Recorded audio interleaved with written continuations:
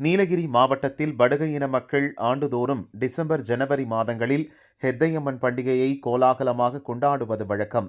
ஜெகதலா ஆரூர் மக்களால் கொண்டாடப்படும் இவ்விழா சிறப்பு வாய்ந்ததாக கருதப்படுகிறது. 48 நாட்கள் விரதம் மேற்கொண்ட ஹெத்தைக்காரர்கள் தாய் வீடான கொதுமுடி கோயிலுக்கு பாரம்பரிய உடை மற்றும் செங்கோலுடன் நடைபயணம் மேற்கொண்டு அருள்வாக்கு கூறினர். தொடர்ந்து காரக்குறையில் பூக்குண்டம் இறங்கினர். இன்று கன்னி ஹெத்தையம்மன் கோயில் உள்ள ஜெகதலாவில் பண்டிகை கோலாகலமாக கொண்டாடப்பட்டது. கோயிலில் ஏற்கனவே தயாரிக்கப்பட்ட பாரம்பரிய சேலை அம்மனுக்கு சார்த்தப்பட்டது. மடியறை என அழைக்கப்படும் பாறை ஹெத்தையம்மன் கோயிலிலிருந்து துவங்கிய அம்மன் ஊர்வலத்தில் ஹெத்தை தடிகள் வண்ண குடைகளுடன் ஹெத்தைக்காரர்கள் பங்கேற்றனர். இதில் குடைகள் புடைசூழ ஆடல் பாடல்களுடன் ஹெத்தையம்மனை பூசாரி தனது தலையில் சுமந்தவாறு வந்தது பக்தர்களை பரவசப்படுத்தியது. சிறுமியர் பாரம்பரிய உடையணிந்து ஹெத்தையம்மனாக பாவித்து ஊர்வலத்தில் முன்னதாக வந்தனர்.